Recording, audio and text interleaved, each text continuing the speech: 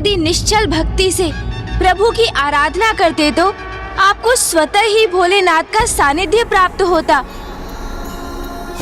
और स्वयं को सुरक्षित रखने हेतु और आपको प्रभु के आत्मलिंग की आवश्यकता ही नहीं होती। प्रभु के छठे अवतार थे प्रभु शरद, जिन्होंने ये सीख दी कि विजय प्राप्ति के उपरांत अहंकार के वश में आकर स्वयं पर नियंत्रण नहीं खोना चाहिए। किंतु आपने तो प्रभु के आत्मलिंग को प्राप्त करने पर भी अपने अहंकार से मुक्त नहीं हुए और प्रभु महादेव से कैलाश का ही त्याग करवाने का संकल्प ले लिया। तो मैंने क्या बुरा किया गौरी पुत्र?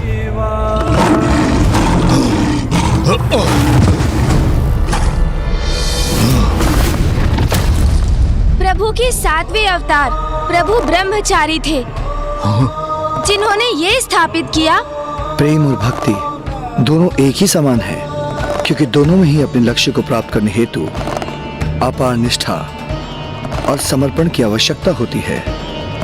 किंतु आपने भक्त के कर्तव्य से भटक कर स्वार्थवश उनके आत्मलिंग को लंका ले जाने का प्रयास किया। मैं प्रभु के आत्मलिंग का क्यों त्याग करता? मेरा अधिकार था उन पर।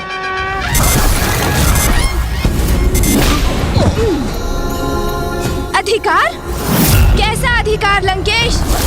कदाचित आपको प्रभु के 8वें अवतार प्रभु सुनट नर्तक की कथा से प्राप्त सीख का स्मरण नहीं हुआ? भले ही मैं तुम्हें याद नहीं लौटा रहा हूँ, तो अधिक समय तक इसे अपने पास नहीं रख सकोगे। समय आने पर ये अपने उचित स्थान पर लौट जाएंगे। जो तुम्हारा है ही नहीं, वो तुम्हारा कैसे हो सकता है? किंतु आपने तो समस्त मर्यादाओं का ही परित्याग कर दिया। प्रभु के आशीर्वाद को भी अपना अधिकार मान बैठे आप। फिर प्रभु के 9वें अवतार प्रभु सुरेश्वर की कथा से ये सीख प्राप्त हुई कि जो बाधाओं की चिंता किए बिना पूर्ण एकाग्रता से निरंतर अपने परम लक्ष्य की ओर बढ़ते हैं, वो अवश्य विजयी होते हैं। किंतु आप तो अपने लक्ष्य, अपने प्रभु और उनकी भक्ति से भटककर निस्वार्थ के प्रति एकाग्र हो गए। बस गौरी पुत्र, अब आप मुझे अत्यंत क्रोधित होने पर विवश कर रहे हैं। आपका क्रोध जागृत हो रहा है लंकेश। तो तनिक प्रभु के क्रोधांश से उत्पन्न हुए उनके 10वें अवतार प्रभु ऋषि दुर्वासा की सीख का भी स्मरण कर लीजिए, जिन्होंने सदा अनुशासन का पालन करने की सीख दी। किंतु आप ही भक्ति का अनुशासन भूल गए। निश्चल भक्ति से छल का समावेश होने दिया आपने। छल नहीं, मेरी भक्ति थी गौरी पुत्र, प्रभु की सर्वोच्च भक्ति, महान भक्ति।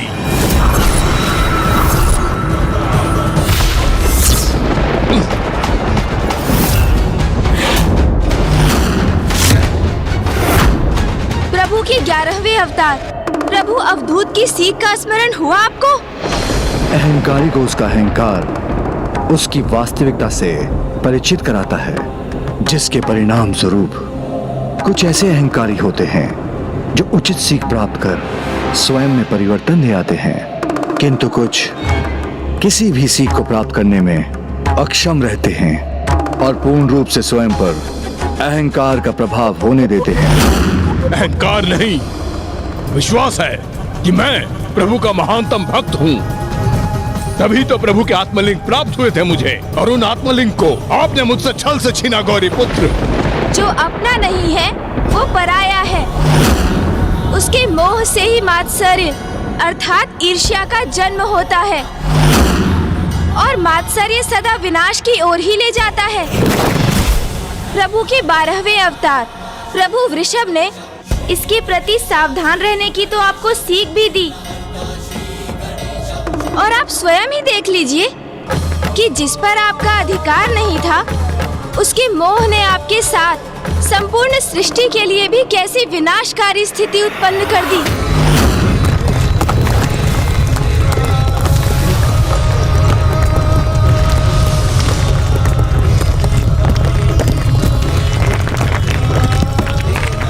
प्रभु के आत्मलिंग पर आए नहीं, मेरे हैं वो।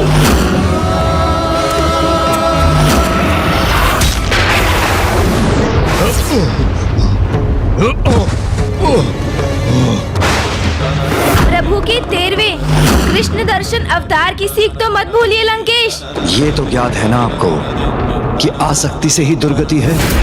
किंतु आपने कहा प्रभु के आत्मलिंग के प्रति अपनी आसक्ति का परित्याग किया।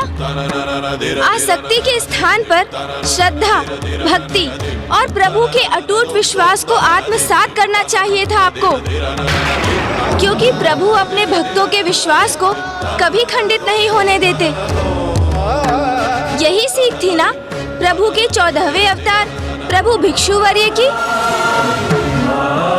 किंतु आपको किसी भी सीख का क्या लाभ, क्योंकि आपको तो एकमात्र अपनी शक्ति में ही विश्वास है लंकेश।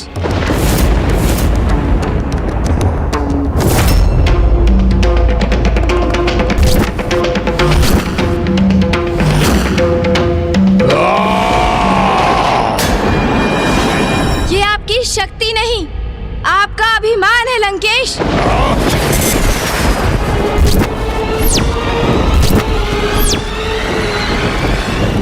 चंद्रहास? ये क्या? दशानन ने तो महादेव द्वारा दिए गए चंद्रहास को ही उनके पुत्र के समक्ष प्रकट कर लिया। नहीं लंकेश, अब और भूल मत कीजिए।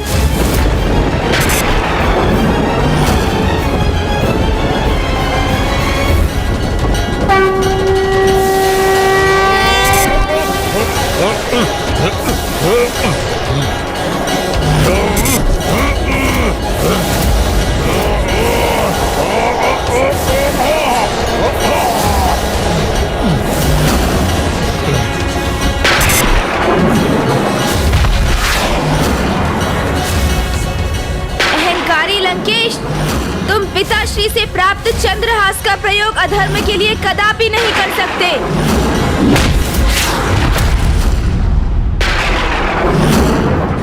प्रभु के 15वें अवतार प्रभु यक्ष की सीख का स्मरण कीजिए। सदा स्मरण रखना, मात्र ज्ञान अथवा सीख देने से पुण्य प्राप्त नहीं होता, स्वयं उस सीख का पालन करना भी अति आवश्यक है। किंतु आपने अपने अभिमान को अपने आचरण का अभिन्न अंग बना रखा है, और आपने प्रभु के 16वें अवतार प्रभु यतिनाथ की जो कथा अंत में सुनाई थी, उनसे यही सीख प्राप्त होती है कि अतिथि देवो भवः, अर्थात अतिथि ही भगवान के स्वरूप होते हैं। किंतु आपने तो प्रभु को अतिथि के स्थान पर बंदी बनाकर लंका में स्थित करने का लक्ष्य निर्धारित किया हुआ था। अपने ही आराध्य के साथ छलावा कर उन्हें विवश करते हैं आप, फिर इसका दंभ भी करते हैं कि आप उनके महानतम भक्त हैं। आप जैसे मिथ्या भक्ति करने वालों को ही भक्ति का वास्तविक मर्म सिखाने हेतु प्रभु महादेव अपना अगला अवतार लेने वाले हैं। नहीं। आप क्या समझ रहे थे? मुझे प्रभु के अवतारों का ज्ञान नहीं?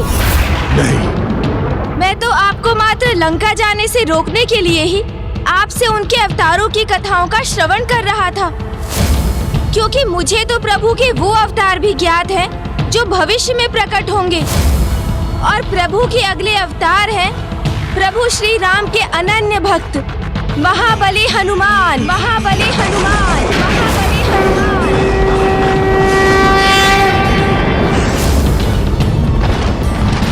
वो महाभक्त प्रभु हनुमान जो अपने वक्ष में अपने आराध्य को धारण कर हमें ये सीख प्रदान करने वाले हैं कि भक्त के कण कण में प्रभु का वास होता है, और जो भक्त अपने शरीर को ही प्रभु का मंदिर मान लेते हैं वो तो स्वयं भगवान बन जाते हैं।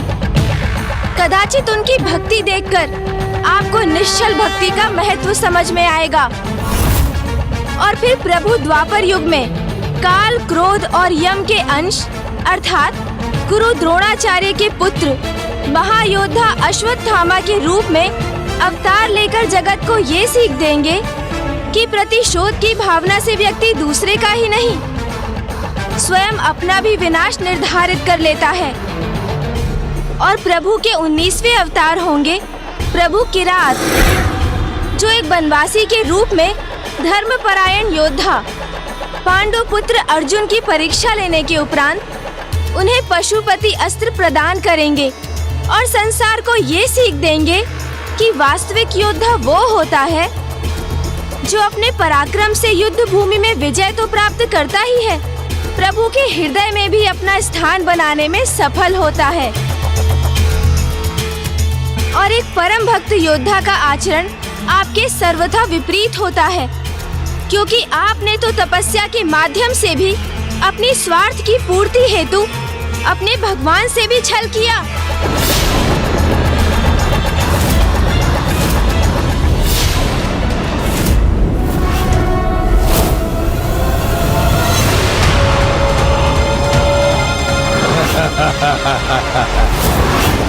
ये सब कहकर आप मुझे भयभीत कर रहे हैं गौरी पुत्र, किंतु ऐसा कुछ भी नहीं होगा, क्योंकि कोई भी शक्ति, कोई भी अवतार मुझे, लंकेश रावण को कोई क्षति नहीं पहुंचा सकता। ये दशानन तो अपनी हट पर अड़ा है। अब प्रथम पूज्य गणेश जी दशानन के साथ कैसा व्यवहार करेंगे?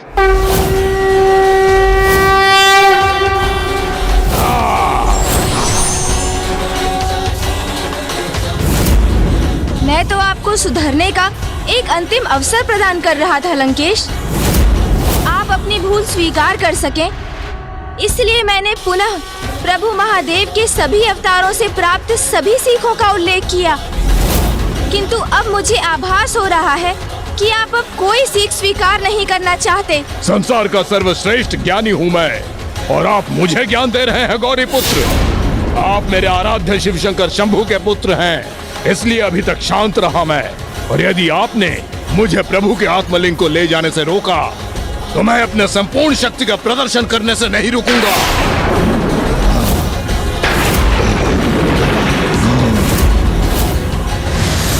ये लंकेश तो सुधरने के स्थान पर पुनः अपने विनाश को आमंत्रित कर रहा है। सर्वश्रेष्ठ ज्ञानी के लिए भी ये कथन सर्वथा उपयुक्त है।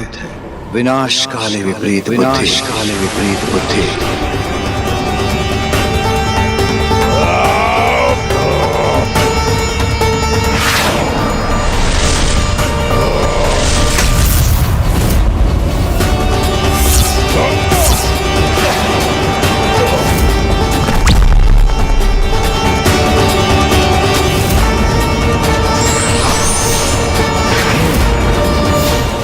सीख प्राप्त कर स्वयं को सुधारने में असमर्थ हो, उसे तो मात्र दंडित ही किया जा सकता है। अब आप अपनी मृत्यु के लिए तैयार हो जाइए लंकेश।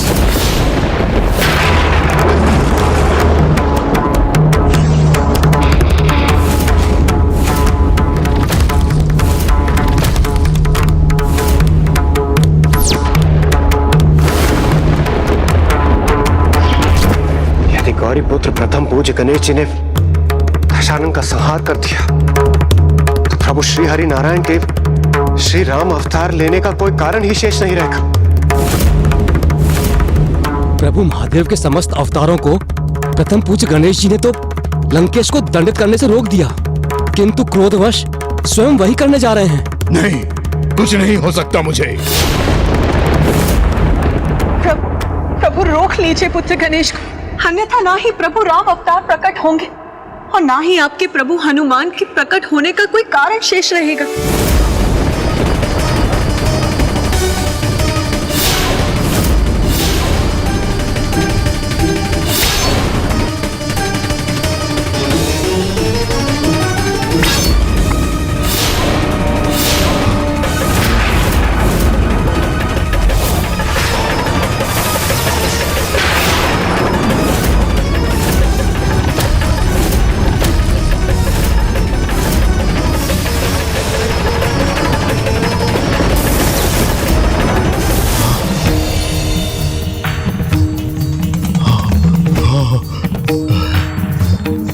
मुझे ज्ञात था मेरे प्रभु शिव शंकर शंभू अवश्य मेरी रक्षा करेंगे।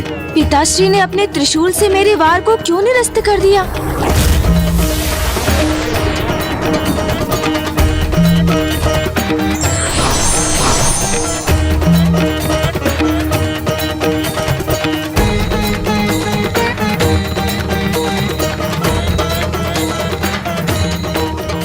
महादेव। पुत्र, लंकेश रावण को उसके अपराध का दंड प्राप्त हो चुका है। वो आत्मलिंग खो चुका है और यहीं से उसके पापों की गागर बिफरनी आरंभ हो चुकी है। किंतु हमें अभी भी उसे एक भूल सुधारने का अवसर प्रदान करना चाहिए। जैसी आपकी आज्ञा पिताश्री।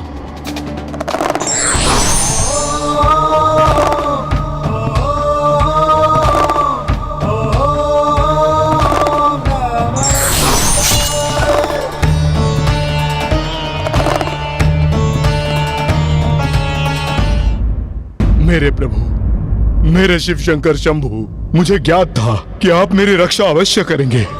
मैं तुम्हारी रक्षा करने नहीं, तुम्हें सचेत करने आया हूं लंकेश। अनेक कल्पों और युगों से तुम मेरे समक्ष आते रहे हो। प्रत्येक बार जब भी तुमने जन्म लिया, मेरा भक्त होते हुए भी अंततः तुम पाप ही करते आए हो। और फिर विवश होकर प्रत्येक युग में नारायण तुम्हारा वध करते रहे।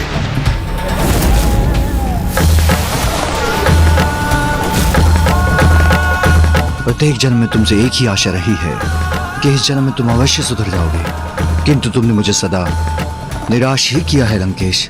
प्रत्येक कल्पों और युग में ही नहीं, अपितु प्रत्येक ब्रह्मांडों में तुम इन्हीं भूलों को दोहराते हो और दंडित होते हो। धर्म अधर्म का भेद का ज्ञान होते हुए भी प्रत्येक रावण अधर्म ही करता है। मुझे क्षमा करें प्रभु, किंतु इस बार मैं अवश्य सुधर जाऊंगा। प्रभु, आपने यह अवसर प्रदान किया है मुझे, इसका लाभ अवश्य उठाऊंगा मैं।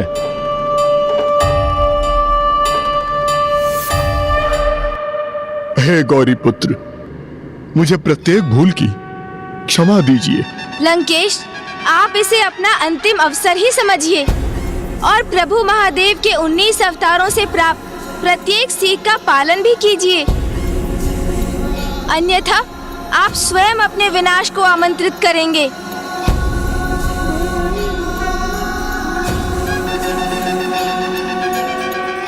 प्रभु, आपकी कृपा हेतु लंकेश रावण का कोटि कोटि धन्यवाद।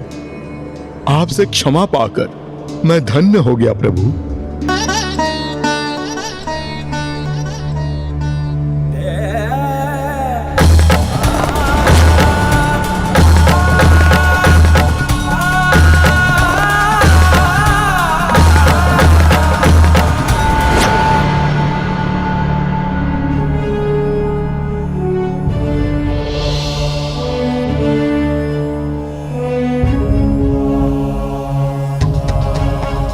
गौरी पुत्र प्रथम पूज्य गणेश जी की जय। गौरी पुत्र प्रथम पूज्य गणेश जी की जय। गौरी पुत्र प्रथम पूज्य गणेश जी की जय। विघ्नहर्ता प्रथम पूज्य गणेश जी की जय। अज्ञानी और अहंकारी प्रवृत्ति वाले व्यक्ति का चरित्र भी उस मेघ के समान होता है जो सूर्य को मात्र क्षण भर के लिए ढक कर ही स्वयं को सर्वश्रेष्ठ मान लेता है। For more updates, subscribe to our channel, click the show links and enjoy watching the videos.